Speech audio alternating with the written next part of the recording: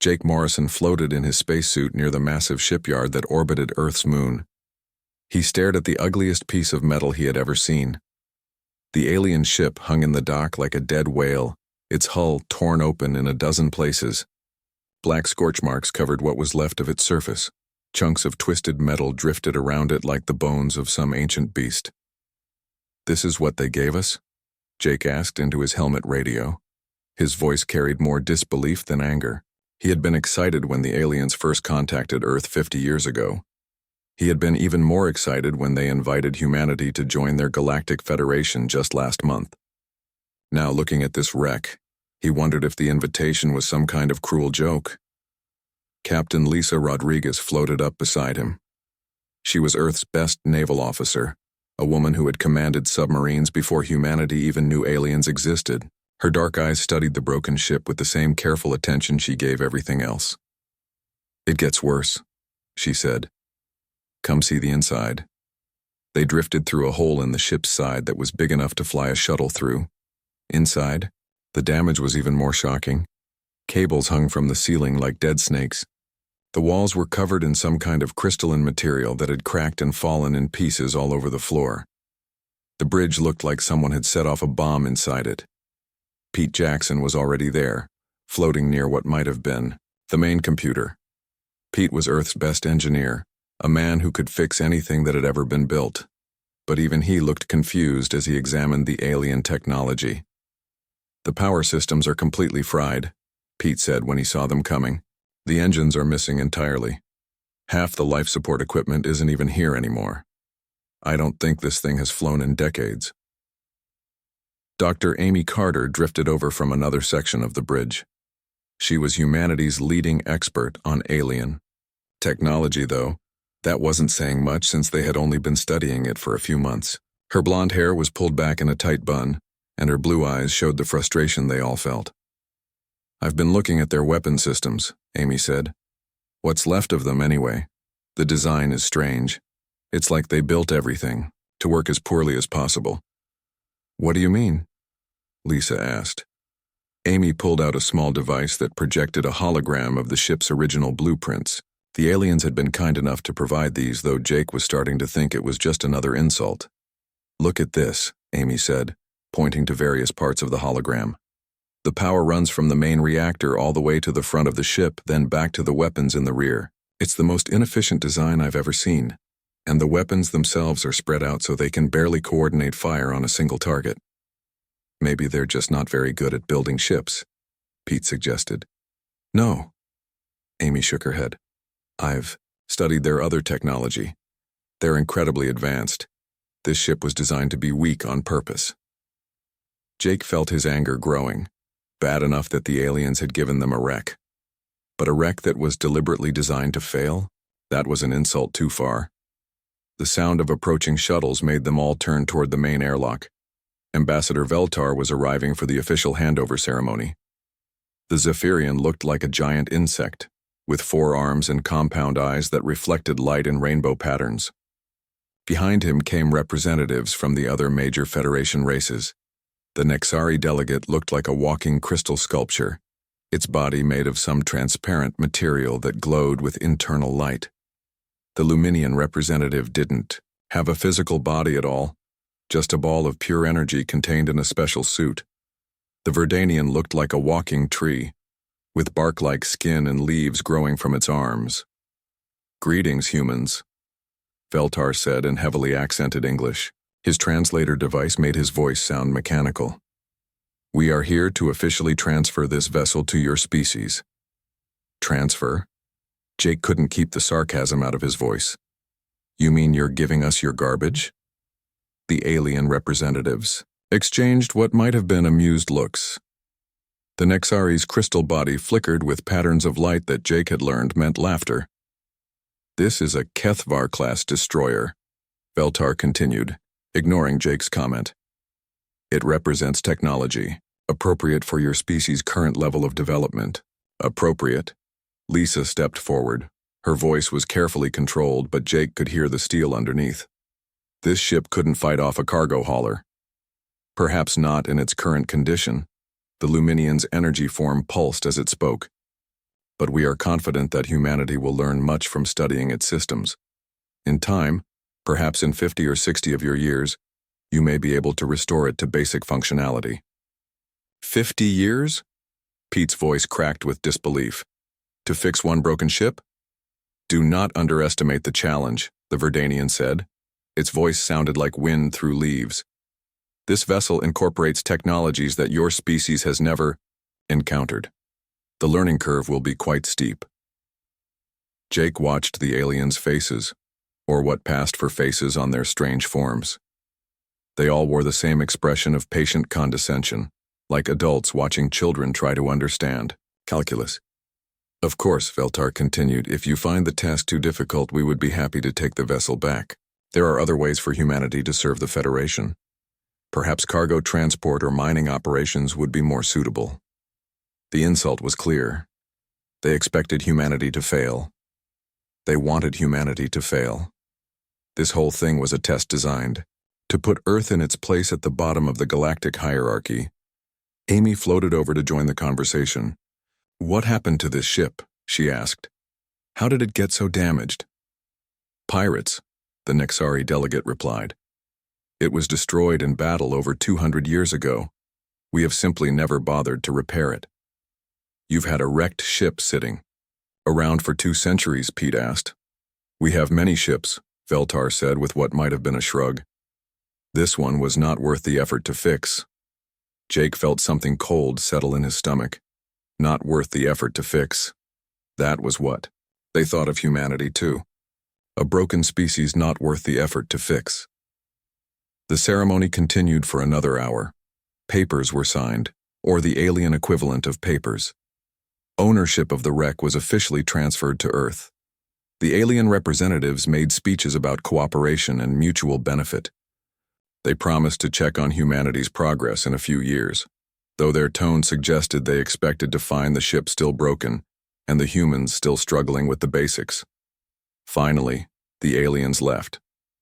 Their shuttles disappeared into hyperspace, leaving the humans alone with their gift. "Well," Lisa said into the silence. "That was humbling." "Humbling?" Jake turned to face her. "That was insulting. They gave us their trash and expected us to be grateful for it." "Maybe that's exactly what we needed," Amy said quietly. Everyone turned to look at her. She was staring at the wreck with an expression Jake couldn't read. "Think about it," she continued. "They expect us to fail. They want us to fail. They've given us something they think is impossible to fix. With technology they think we can't understand." "And that's good because?" Pete asked. Amy smiled. It was the first real smile Jake had seen from any of them since the aliens arrived. "Because they don't know us very well," she said. "They don't know that humans have been taking broken things and making them better for our entire history. They don't know that the word impossible just makes us more determined." Jake looked around at his team. Pete, who had been fixing machines since he was old enough to hold a wrench. Lisa, who had commanded vessels in Earth's most dangerous waters. Amy, who had spent her career pushing the boundaries of human knowledge.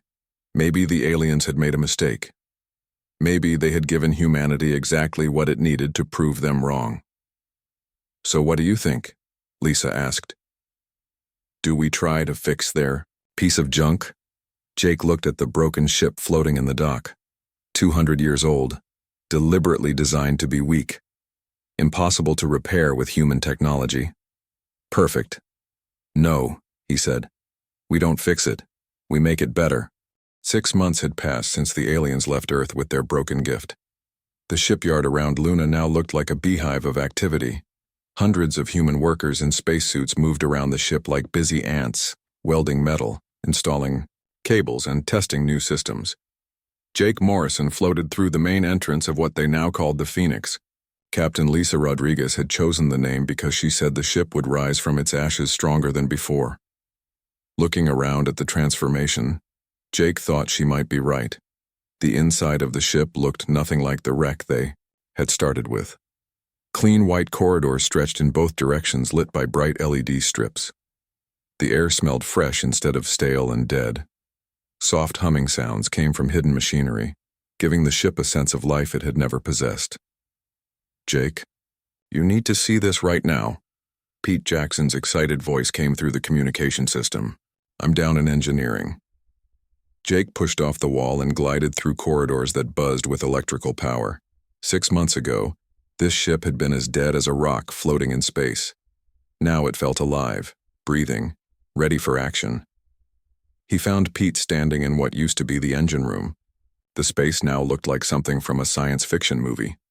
Tall metal cylinders lined the walls, connected by thick cables that glowed with blue energy. In the center stood a device that definitely hadn't come from the original alien design. "Please, tell me that's what I think it is," Jake said, staring at the massive machine.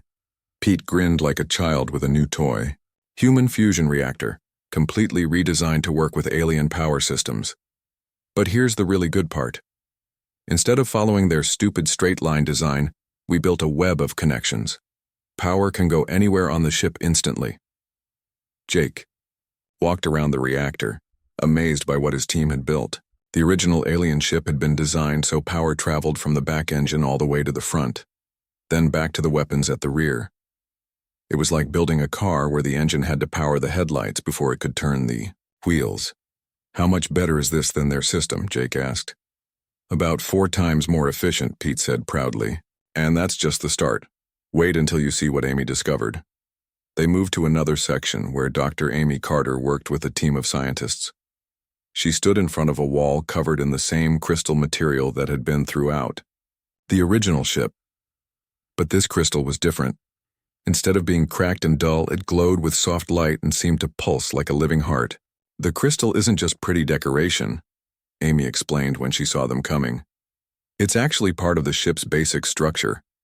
But the aliens were using it completely wrong." She touched a section of the wall with a small electronic tool. The crystal responded immediately, flowing like thick liquid to form a different shape. "We can change its structure at the molecular level," Amy continued. "We can repair any damage instantly, and we can make it much stronger than the original design.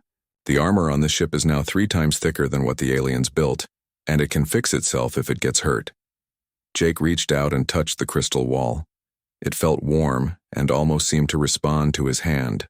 "How did you figure this out?" "By not thinking like the aliens do," Amy said. "They treated this stuff like regular metal, trying to force it into shapes. But it's more like a living organism. It wants to grow and change. We just had to learn how to communicate with it." A loud crash echoed through the ship, followed by cheering voices. Jake and the others hurried toward the sound, which seemed to come from the weapons section. They found Captain Rick Coleman and Danny Miller standing, next to what had once been the ship's main gun. The weapon looked nothing like the original alien design. Where the aliens had put many small weapons all over the ship, the humans had built fewer guns but made them much more powerful. "We just finished the first real test," Rick said, wiping sweat from his face. "You're going to love this." He led them to a viewing screen that showed the space outside the ship. A large chunk of scrap metal floated about a mile away, the kind of junk that was common around busy shipyards. "Watch this," Danny said. He pressed a button on the control panel. The ship's main gun fired once. There was no long beam like alien weapons used. Instead, a brilliant flash of concentrated energy shot across space and hit the metal chunk. The debris didn't just get damaged or knocked aside. It completely disappeared in a ball of white-hot plasma. "The aliens designed their weapons for long, slow fights," Rick explained. "Many small shots over a long time, but humans don't fight that way. We hit hard and fast. So we built a weapon that puts all the power into single devastating shots." Jake stared at the empty space where the metal chunk had been. "How many shots like that can we fire with the new power system?" "As fast as we can pull the trigger," Danny said. "The alien design could barely fire once every 30 seconds. Our version can fire 3 times per second if we need to." Their conversation was interrupted by Julie Brooks, the ship's navigator. She was young but brilliant, one of the best pilots Earth had ever trained. "Jake, you need to come to the bridge, right now," she said. "We've solved the navigation problem." The bridge of the Phoenix looked nothing like the bombed-out ruin they had started with. Clean workstations surrounded a central command chair. Large screens showed views of space in all directions, Everything was designed for maximum speed and efficiency. Julie led him to the navigation station, where Tony Garcia was working on what looked like the most complex computer Jake had ever seen. The alien navigation system was a complete joke, Julie said. It could only follow roads that the Federation had already built in space. No freedom, no creativity. Perfect for slow cargo ships, terrible for military vessels. So we built our own, Tony added. This computer can calculate jump coordinates while we're flying. We can go anywhere in the galaxy, not just where the Federation says we're allowed to go. Jake looked at the navigation display. Instead of the simple flat maps the aliens used, this showed space in 3 dimensions with constantly changing information about gravity, space storms, and possible jump points. How fast can it plan a new route? Jake asked. About 30 seconds for a really long jump, Julie said. 5 seconds for short hops. In a battle, we can jump circles around any Federation ship. As they talked, Dr. Ben Foster approached from another workstation. Ben was Earth's leading expert on connecting computers to human brains, a field that didn't even exist until humans started studying alien technology. I've got something that's going to change everything, Ben said. His excitement was obvious. I've been working on connecting human minds directly to the ship's computer systems. He led them to a chair that looked like something from a medical facility. Cables connected it to the ship's main computer, and a helmet-like device sat on the seat. The alien computers are incredibly powerful, but they're also incredibly stupid, Ben explained. They can process huge amounts of information, but they can't make creative decisions or intuitive leaps. That's something only living minds can do. So you want to plug our brains into the ship? Jake asked. Not exactly. It's more like a partnership. The computer handles all the math and data processing. The human mind provides creativity, intuition, and the ability to see patterns that pure logic might miss. Ben picked up the helmet. I've been testing it for weeks. The improvement in reaction time is incredible. A human pilot connected to this system can respond to threats faster than any purely electronic system. Jake looked around the bridge at all the improvements his team had made. The ship that the aliens had given them as broken junk was becoming something entirely new. Not just repaired, but transformed into something that might be more advanced than anything the Federation had ever built. There's something else, Amy said, rejoining the group. I've been studying the other Federation ship designs that we have access to. I think I know why they gave us this particular wreck. She activated a holographic display that showed several different ship types from various Federation races. Look at the patterns, she said. Every Federation ship follows the same basic rules: scattered weapons, straight-line power flow, predetermined navigation routes, computer-only control systems. It's like they all agreed to build ships that are limited on purpose. Why would they do that? Pete asked. To keep everyone equal, Amy said. If everyone's ships are equally weak, then no one race can control the others. It's a system designed for peace through shared weakness. Jake felt a chill run down his spine.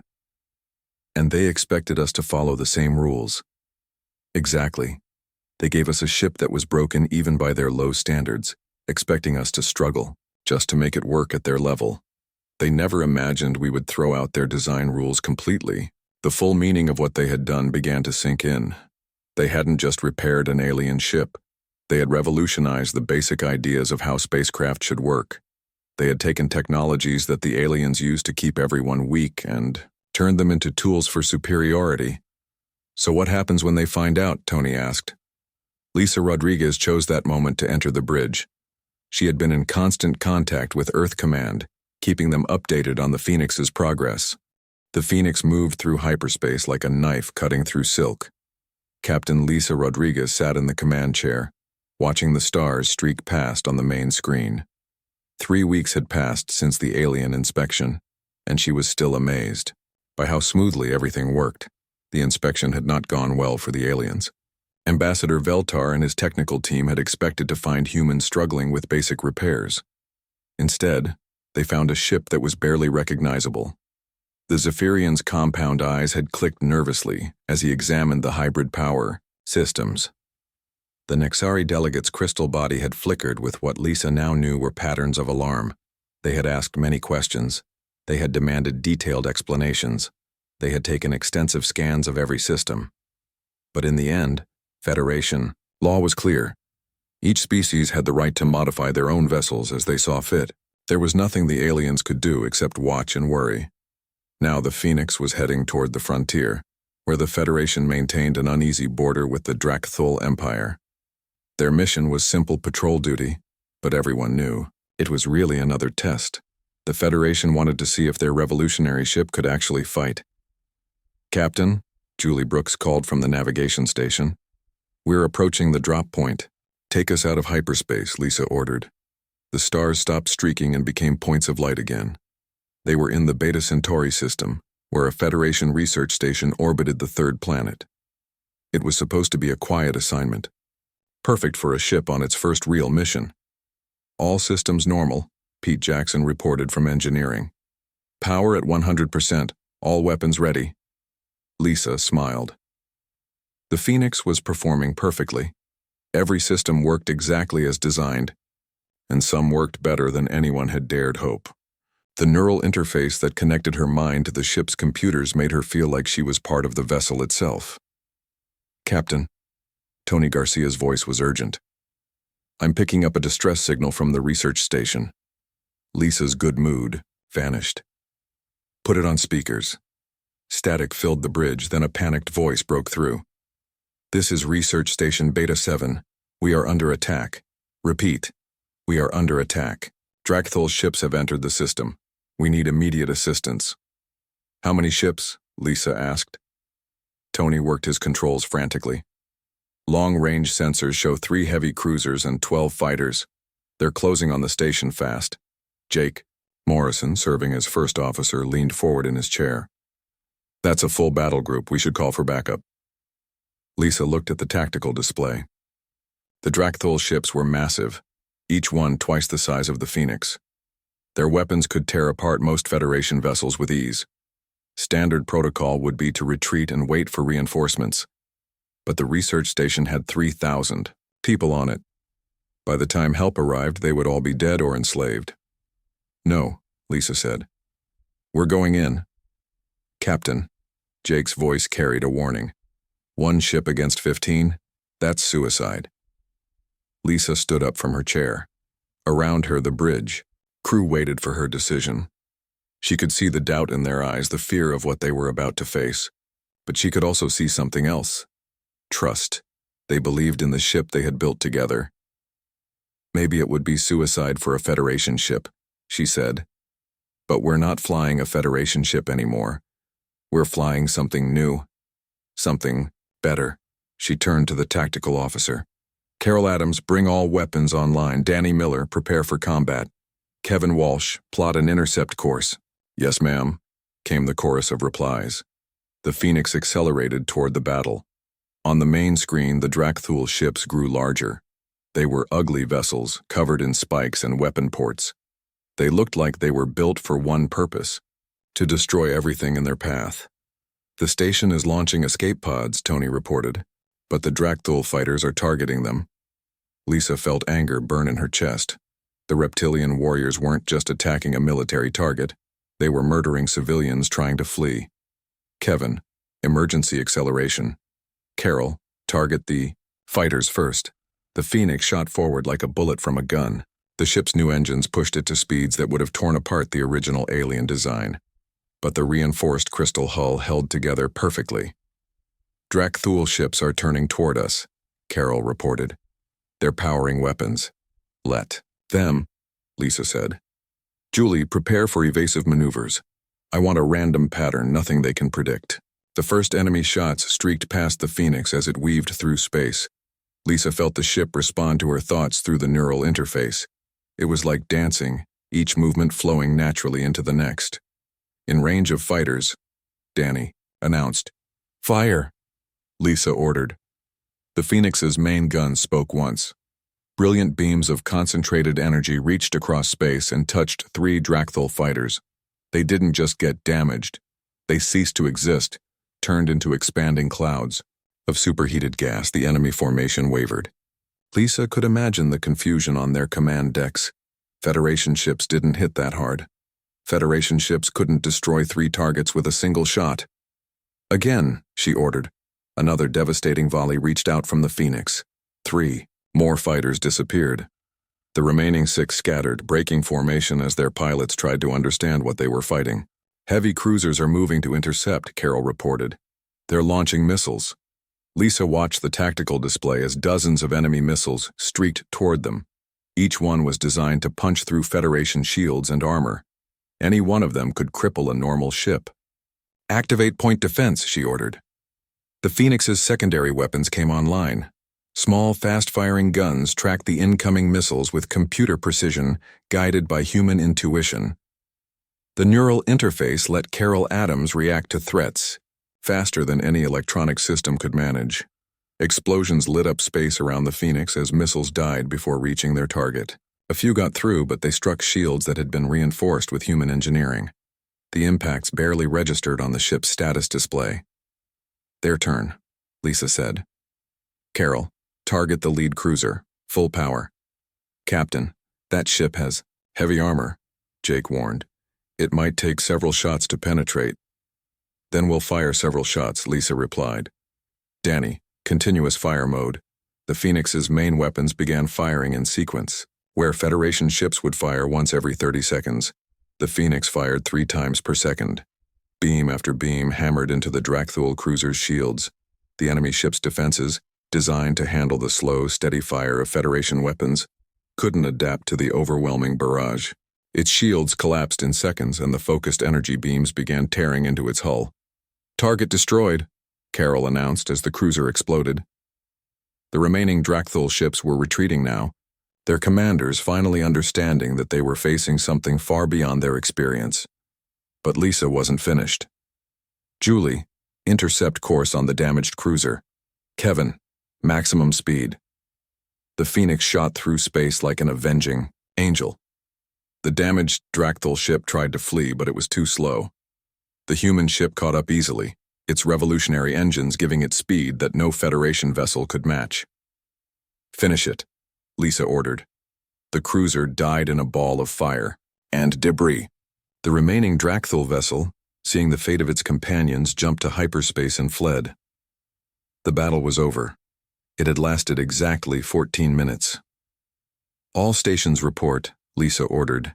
Engineering reports minor shield fluctuations already. Correcting, Pete announced. Weapon systems operating normally, Danny added. Navigation computers running perfectly, Julie reported. Lisa looked around the bridge at her crew. They had just accomplished something impossible. They had faced odds of 15 to 1 and won without taking significant damage. Tony, hail the research station, she ordered. The main screen flickered and showed the grateful face of the station commander. Phoenix, this is Station Beta 7. We can't thank you enough. How did you do that? Lisa smiled. We had some advantages they weren't expecting.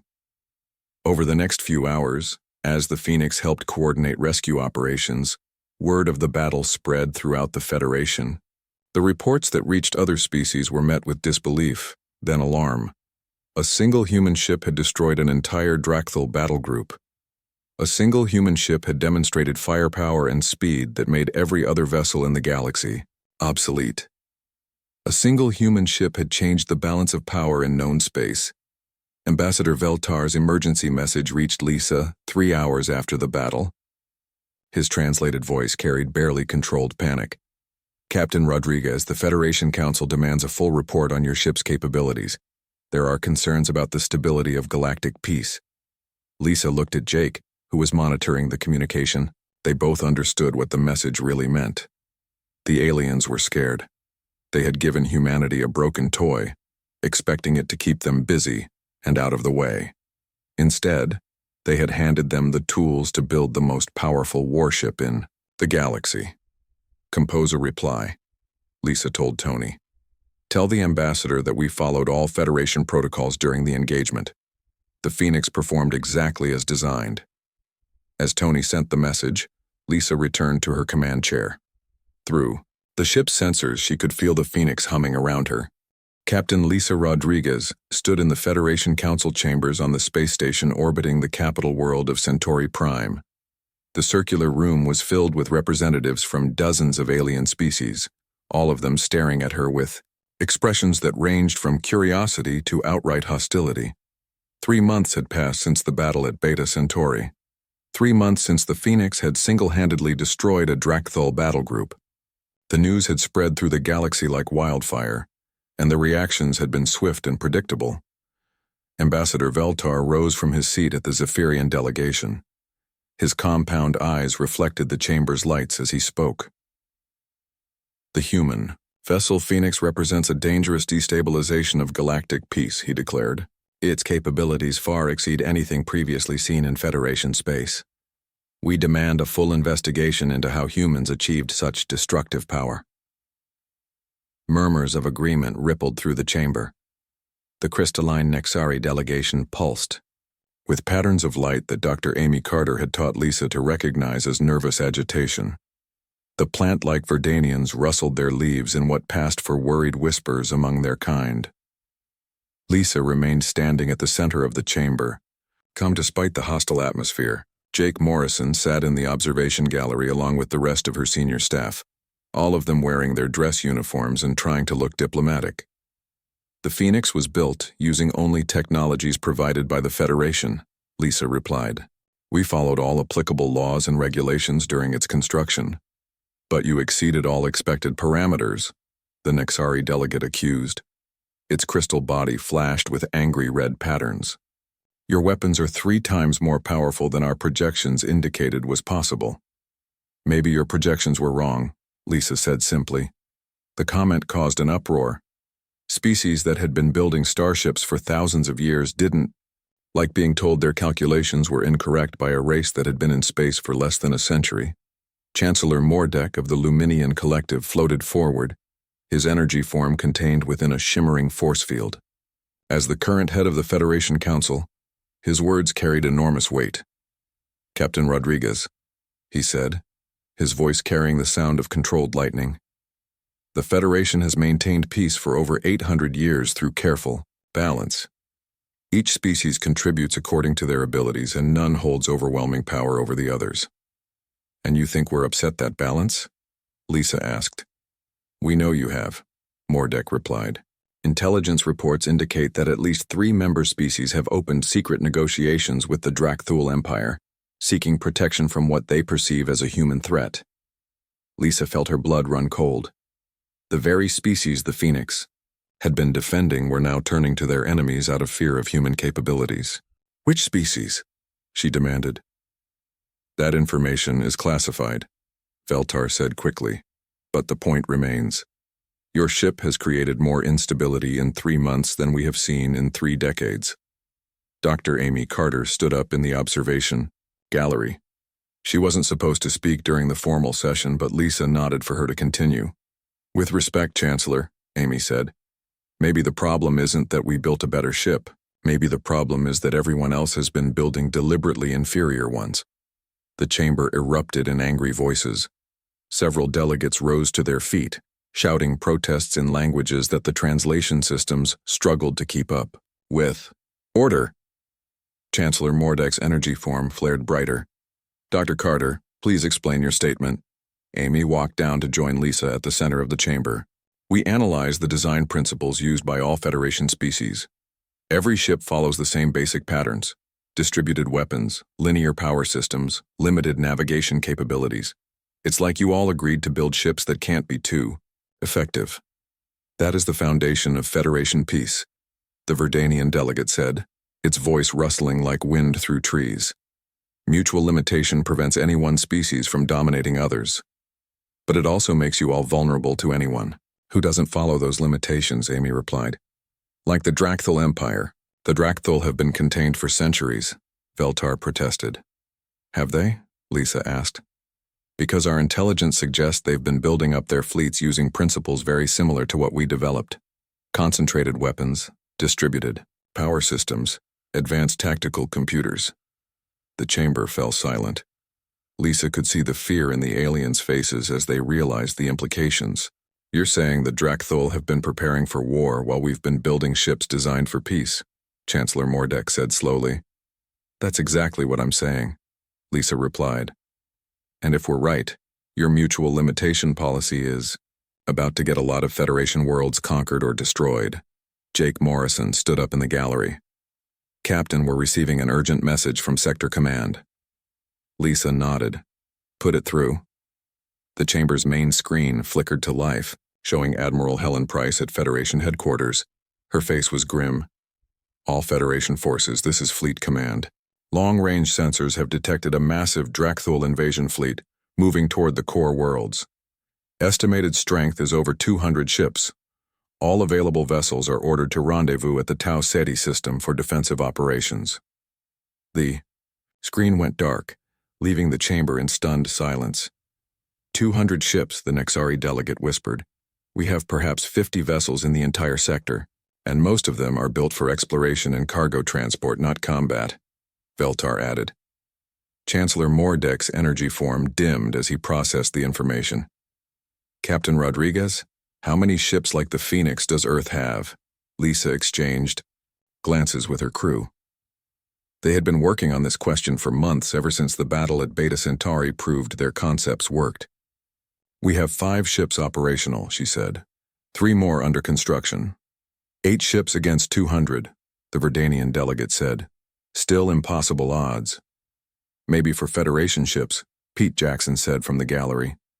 But not for ships built to win. Lisa turned back to Chancellor Mordek. We need to talk about what happens after this crisis. If we survive it. What do you mean? Mordek asked. The Federation's approach to military technology has failed, Lisa said bluntly. Your policy of mutual limitation has left you defenseless against an enemy that doesn't share your restrictions. If we're going to survive as a galactic civilization, that has to change. You're suggesting we abandon 800 years of peacekeeping? Policy? Veltar asked. I'm suggesting you adapt or die, Lisa replied. The galaxy has changed. The old rules don't work anymore. Amy stepped forward.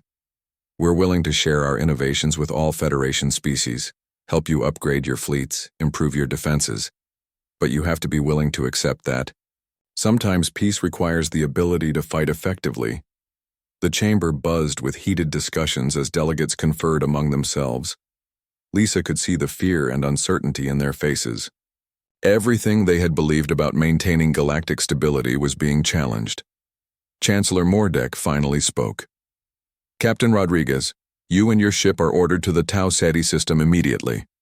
The Federation will decide on policy changes after we survive the current crisis. Understood, Lisa said. But I want something in return. You're hardly in a position to make demands, Veltar said. Actually, I am, Lisa replied calmly. You need us more than we need you. So here's what I want. Full authorization to take whatever actions I deem necessary to defend Federation worlds. No restrictions, no oversight, no second-guessing from species that have spent centuries building ships designed to lose. The silence stretched for long minutes. Lisa could hear her heartbeat in her ears as she waited for the response. Granted, Chancellor Mordek said finally. You have full military authority for the duration of this crisis. Lisa nodded. Then we'd better get moving. Jake, signal the Phoenix. We're going to war. As they left the chamber, Lisa couldn't help but think about how much had changed since the aliens first gave them their broken ship. They had expected humanity to struggle with basic repairs. Instead, humans had revolutionized warfare itself. Now the galaxy would see whether their revolution was enough to save civilization from an enemy that had been preparing for this moment for decades. The Phoenix and her sister ships were about to face the ultimate test, not just of their technology, but of the human spirit that had forged them from alien wreckage into something entirely new. The space around Tau Ceti looked like a graveyard of ships. Captain Lisa Rodriguez stood on the bridge of the Phoenix, watching as the massive Drakthul invasion fleet moved through the outer system like a swarm of angry insects. 200 enemy vessels advanced in perfect formation, their dark hulls bristling with weapons. The Federation Defense Force looked pitiful in comparison. 43 ships of various designs floated in a loose defensive line, most of them exploration vessels and cargo haulers that had been hastily armed for combat. They faced an enemy fleet that outnumbered them almost 5-1. "All Federation ships, this is Admiral Helen Price aboard the Starfire," came the voice over the communication system. "Human vessels Phoenix, Defiant, Retribution, Victory, and Independence will coordinate our defense. All other ships are to follow their lead." Lisa looked at the tactical display showing the positions of the 5 human ships. The Phoenix held the center, with Captain Frank Miller's Defiant and Captain Nancy Brooks' Retribution taking the flanks. Captain Bobby Chen commanded the Victory from the rear position, while Captain Susan Wright's Independence moved to cover the orbital stations. "Captain," Carol Adams reported from the tactical station, "the Drakthul fleet is spreading out. They're trying to surround us." "Let them," Lisa said. "Julie, prepare for rapid deployment tactics. Danny, charge all weapons to maximum power. Jake." Morrison leaned forward in his chair. "Lisa, even with our advantages, 200 ships is a lot to handle." "Then we don't fight all 200 at once," Lisa replied. "We make them come to us in pieces." The neural interface hummed as Lisa connected her mind to the ship's systems. Around her, the Phoenix felt alive and ready. Every system worked in perfect harmony. Human innovation merged with alien technology to create something greater than either could achieve alone. "Enemy fleet entering weapons range," Carol announced. "Signal all human ships," Lisa ordered. "Execute Plan Alpha." The 5 human vessels suddenly broke formation, moving in directions that seemed random to anyone watching. But Lisa knew better. Each ship was moving to a precise position that would maximize their advantages, while minimizing the enemy's ability to concentrate fire. The Phoenix shot forward like an arrow, diving directly into the heart of the Drakthul formation. Enemy ships turned to intercept, but the human vessel was too fast and maneuverable for their targeting computers to track effectively. "First target acquired," Danny reported. "Drakthul heavy cruiser, dead ahead." "Fire," Lisa ordered. The Phoenix's main guns spoke with devastating force. Concentrated beams of energy reached across space and struck the enemy cruiser's shields. Where Federation weapons would have required minutes of sustained fire to penetrate the defenses, the human weapons tore through them in seconds. The cruiser exploded in a ball of superheated plasma, sending debris flying in all directions. The Drakthul ships around it scattered, their formation disrupted by the sudden loss of their command vessel. "Second target," Carol called out. "Battle cruiser to port." "Confirmed," Lisa said. "Kevin, evasive pattern 7. Let's dance." The Phoenix spun through space like a leaf in a hurricane, its revolutionary engines allowing maneuvers that would have torn apart any other ship. Enemy fire streaked past harmlessly as the human vessel wove between the larger Drakthul ships. Meanwhile, the other human vessels were causing their own chaos. Captain Miller's Defiant had punched through the enemy's left flank, destroying 3 ships in as many minutes. Captain Brooks's Retribution was systematically eliminating the Drakthul fighters that tried to attack the Federation support vessels. "Captain," Tony Garcia called from communications, "I'm getting reports from the other Federation ships. They're asking for instructions." Lisa looked at the tactical display. The human ships were doing exactly what they were designed to do: hit hard, move fast, and create confusion in the enemy ranks. But the Federation vessels were still hanging back, following their old doctrine of defensive warfare. "Tell them to stop thinking like prey," Lisa said. "Pick targets and attack. Don't wait for the perfect shot, just shoot." It was a radical concept for species that had spent centuries building ships designed for caution and mutual limitation. But as the Federation captains watched the human vessels tear through the Drakthul fleet, some of them began to understand. The first to move was Captain Veltok of the Zephyrian ship Morning Star. His vessel, originally designed for exploration, had been hastily fitted with the most powerful weapons the Federation could provide. Instead of firing single shots at maximum range, he ordered continuous fire at close range. The results were immediate. A Drakthul destroyer that had been pounding the orbital stations suddenly found itself under devastating attack from an unexpected direction. Its shields collapsed under the barrage, and secondary explosions tore it apart. "Well done, Morning Star," Lisa said over the communication system. "All ships follow their example. Concentrate your fire and attack aggressively." The tide of battle began to turn. Federation ships that had been built for peace suddenly discovered they could be effective weapons when used properly. The Nexari vessel Crystal Dawn focused its energy weapons into tight beams that could punch through enemy armor.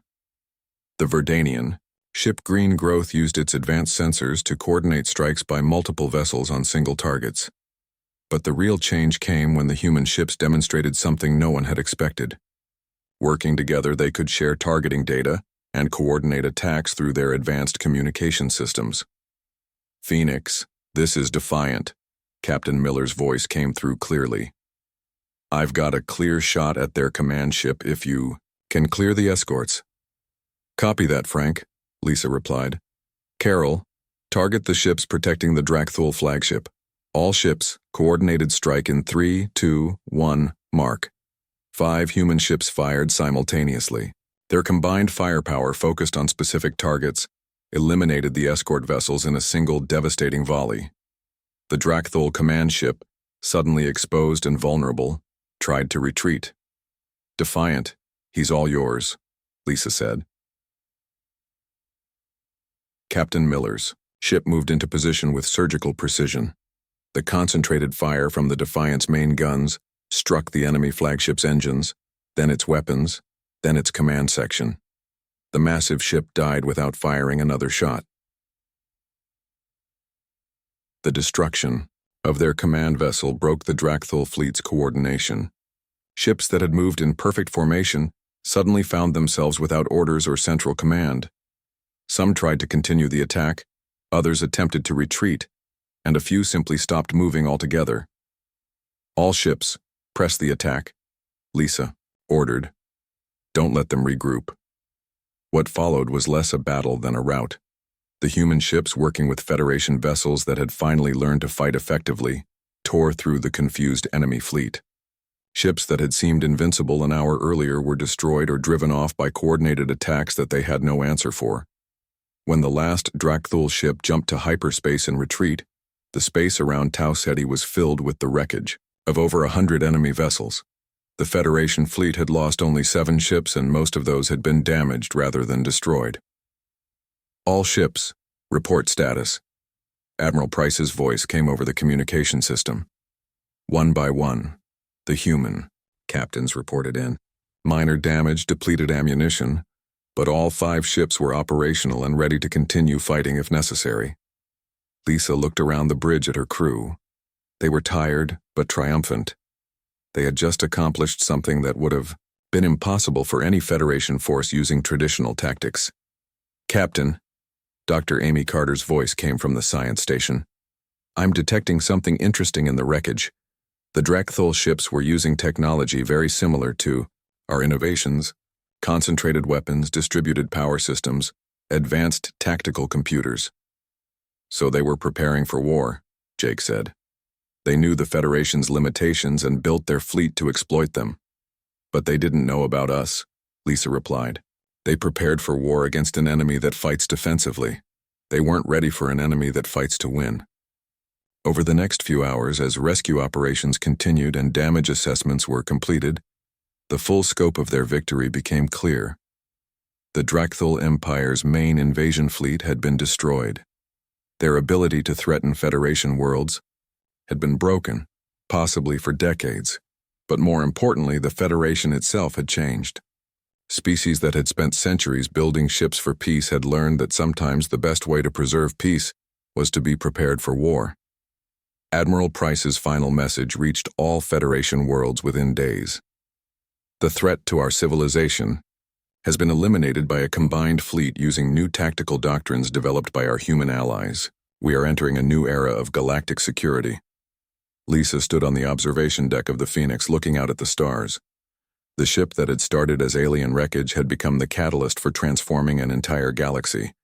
They had taken the limitations others imposed and turned them into opportunities for something better. The aliens had given humanity a broken ship, expecting them to struggle with basic repairs. Instead, humanity had forged the most powerful war machine the galaxy had ever seen. More than that, they had shown every species in the Federation that the word impossible was just another word for hasn't been tried yet.